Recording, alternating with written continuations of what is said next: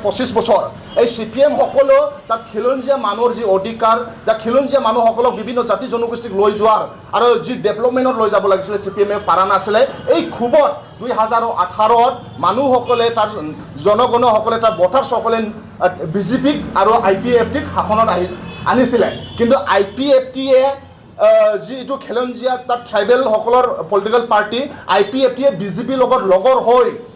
তেওঁলোকে নিজৰ মানুহ ওচৰত গাদ্দাৰ কৰিলে তাৰ পাছত যিসকলে IPFটিত শিক্ষিত ল'ৰা আছিলে ডেভিড হণ্টৰ নিচিনা তেখেতসকলে IPFটিৰ পৰা ওলাই কিনি ত্ৰিপুৰা মঠা ৰাজনীতি গঠন কৰিছে আৰু 2021 চনত তেওঁলোকে কাউন্সিলত BJPৰ এগেইনষ্ট আৰু IPFটি এগেইনষ্টত ইলেকশ্যন খেলি কিনি তেওঁলোকে ত্ৰিপুৰা মঠাই 2021 চনত কাউন্সিলত গঠন কৰিছে এবাৰ তেওঁলোকৰ 2023 চনত তেওঁলোকৰ যোনটো এছেম্বলি ইলেকশ্যনত তেওঁলোকে ত্ৰিপুৰা মঠাই টোটেল তেওঁলোকে 42 সমষ্টিত তেওঁলোকে কণ্টেষ্ট কৰিছে STৰ কাৰণে ৰিজাৰ্ভেশ্যন আছে 20টা SCৰ কাৰণে 10টা আৰু বাকি জেনেৰেলটো 30টা তেওঁলোকে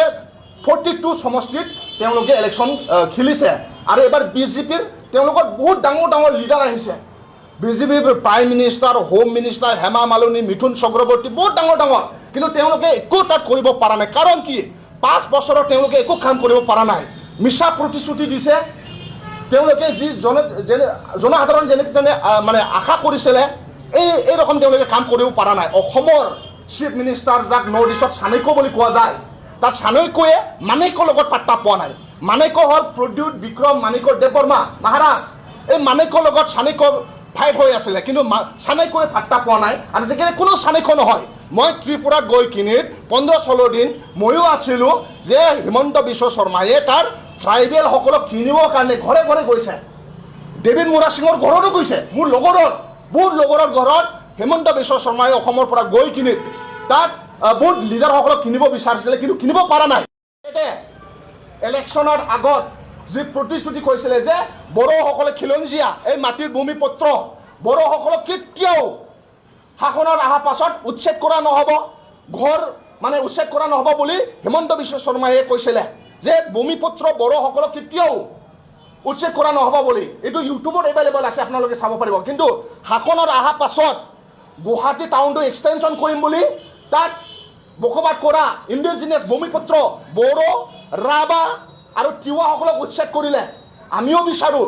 গুৱাহাটী টাউনটো ডাঙৰ হওক কিন্তু প্ৰপাৰ প্লানিঙত হ'ব লাগিব ৰিপ্লেচমেণ্ট হ'ব লাগিব তাত যিসকলক উচ্ছেদ কৰা হ'ল গুৱাহাটীত তেওঁলোকে এতিয়া থাকিবৰ কাৰণে ঘৰ নাই খাবৰ কাৰণে ভাত নাই ল'ৰা ছোৱালীক পঢ়াবৰ কাৰণে স্কুল এটা ভাল তেওঁলোকে পোৱা নাই এডুকেশ্যন এটা ফাণ্ডামেণ্টেল ৰাইট জন্ম হৈছে যেতিয়া পৃথিৱীত সকলো মানুহে শিক্ষা পোৱাৰ ফাণ্ডামেণ্টেল ৰাইট এই ফাণ্ডামেণ্টেল ৰাইট হেমন্তই আমাৰ পৰা কাঢ়ি ল'লে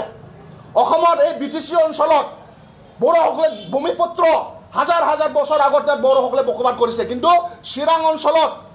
এফালে নৰ্থাৰ্ণ ছাইডত বড়োসকলৰ ঘৰটো তেওঁলোকে বুলডোজাৰ চলালে বহুত মুছলমান ঘৰসকলক ইণ্ডিজিনিয়াছ মুছলমান ঘৰসকলক তেওঁলোকে বুলডোজাৰ চলালে ইয়াৰ খং ৰাইজে জনগণে আগন্তুক নিৰ্বাচনত হিমন্ত বিশ্ব শৰ্মাৰ এগেইনষ্টত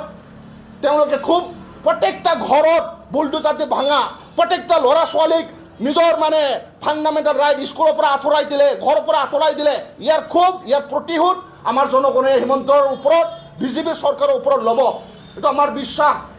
আৰু হিমন্ত বিশ্ব শৰ্মাই এজন হিটলাৰৰ নিচিনা শাসন কৰি আছে অসমক তেখেতে যি মন যায় তেখেতে কৰি আছে চাইল্ড মেৰিজৰ নামত বিভিন্ন হাজাৰ হাজাৰ ল'ৰা ছোৱালীক তেখেতে জেলত ভৰালে আমিও মই নিখিল বড়ো ছাত্ৰ সন্থাত আছিলোঁ আমি প্ৰমোদ বড়োই যি সময়ত এপিছত প্ৰেচিডেণ্ট আছিলে আমিও গাঁৱে গাঁৱে ঘূৰি কিনি চাইল্ড মেৰিজৰ এগেইনষ্টত কথা কৈছোঁ আমিও ছাপৰ্ট নকৰোঁ চাইল্ড মেৰিজ কিন্তু যি তাৰিকা যি ষ্টাইল যি ছিষ্টেমত কাম কৰিছে এইটো আমি ছাপৰ্ট নকৰোঁ বহুত ঘৰটো তাৰ কাৰণে ধ্বংস হৈ গ'ল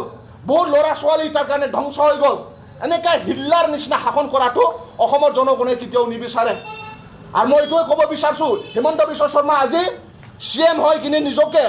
হিটলাৰৰ নিচিনা ডিক্টাটৰ নিচিনা শাসন কৰি আছে কিন্তু লাষ্ট যেতিয়া এছেম্বলি ইলেকশ্যনত আছিলে নহয় হিমন্ত বিশ্ব শৰ্মাৰ নামত ভোট দিয়া নাই তাত সৰ্বানন্দ সোণোৱাল আছিলে এজন ইণ্ডিজিনিয়াছ মানুহ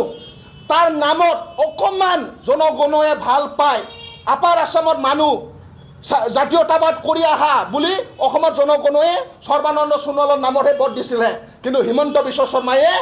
তাৰ নিজৰ পলিটিক্স কৰি কিনি ইণ্ডিজিনিয়াছ মানুহ ট্ৰাইবেল একজন CMক আঁতৰাই কিনি নিজে লৈ লৈছে এইটো সব ৰাইজে আজিকালি গম পায় হেমন্তৰ নামত যদি ইলেকশ্যন খেলে নহয় কালি তেখেতে হাৰিব, তেখেতক ভাল নাপায়, তাৰ যোনটো হিল্লাৰৰ শাসনটো কোনো ভাল নাপায়। সেইকাৰণে আজি চাওক BTR কি কৰিলে তেখেতে, বড়োসকলক পলিটিকেল ধ্বংস কৰি দিলে তেখেতে,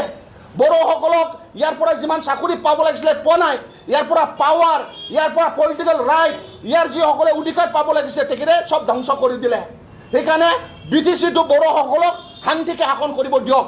বড়োসকলে যেনেকুৱা ছিষ্টেমত শাসন কৰিব বিচাৰিছে, এইটো কনষ্টিটিউচনেল ৰাইট, অধিকাৰ ৰাইট, ইয়াৰ থকা BTR অঞ্চলত বাকী যিমান আছে 30 লাখ 32 লাখ জনসংখ্যা, তেখেতসকলক শান্তিকে যাতে তেখেতে চৰকাৰ গঠন কৰিব দিয়ক, শান্তিকে চলাব দিয়ক। নহ'লে আৰু মই যিসকলে BJPৰ লগত আছোঁ ক'ব বিচাৰোঁ, আপোনালোকে ওলাই আহক, আমি একে হৈ BJPৰ বিষয়ে, আমি BJPৰ এগেইনষ্টত আমি চলিম। আৰু কোনো অসমত নিজে নিজৰ যদি জীয়াই থাকিব বিচাৰিছে নোৱাৰিম। আহোমে যদি ভাবে নিজে অকলে জীয়াই থাকিম, আহোমে নোৱাৰে। যদি ভাবে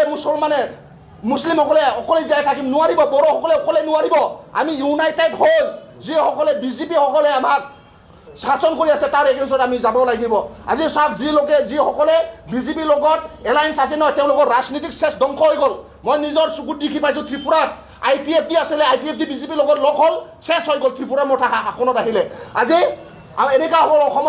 অসম গণ পৰিষদ, বিভিন্ন ৰাজনৈতিক দল, আঞ্চলিক দলসকলক তেওঁলোকে ধ্বংস কৰি দিলে। JP নাড্ডাই আৰু এটাই উদ্দেশ্য, নেশ্যনেল পলিটিকেল পাৰ্টি অকল BJP জীয়াই থাকিব। তেওঁলোকে হিন্দী ভাষাটো আমাৰ তাত মানে কম্পালচৰি বনাব বিচাৰিছে। আমি অসমত নিজা ভাষা আছে, নিজা কলা সংস্কৃতি আছে, অসমত বসবাস কৰা বিভিন্ন জাতি জনগোষ্ঠীৰ নিজৰ ভাষা আছে, নিজৰ কলা সংস্কৃতি আছে, নিজৰ মিডিয়াম অফ ইনষ্ট্ৰাকশ্যন আছে। এইটো সদায় আমি জীয়াই ৰাখিম, ইয়াৰ কাৰণে আমি যুঁজিম। আৰু যিমান BJP বিৰোধী দল আছে একেলগে আহক, আমি যুঁজিম। আমি BTR অঞ্চলত যি আঞ্চলিক দল আছে তেখেতসকলে নেতৃত্ব লওক, আমি আছোঁ BJPৰ এগেইনষ্টত যুঁজিবৰ কাৰণে। নহ'লে যদি BJPৰ লগত থাকে নহয়, না আমি জীয়াই থাকিব পাৰিম, না আমাৰ ল'ৰা ছোৱালীসকলে জীয়াই থাকিব পাৰিম। এই হিমন্ত বিশ্ব শৰ্মাই হিল্লাৰৰ ৰকম তেখেতে শাসন কৰি আছে।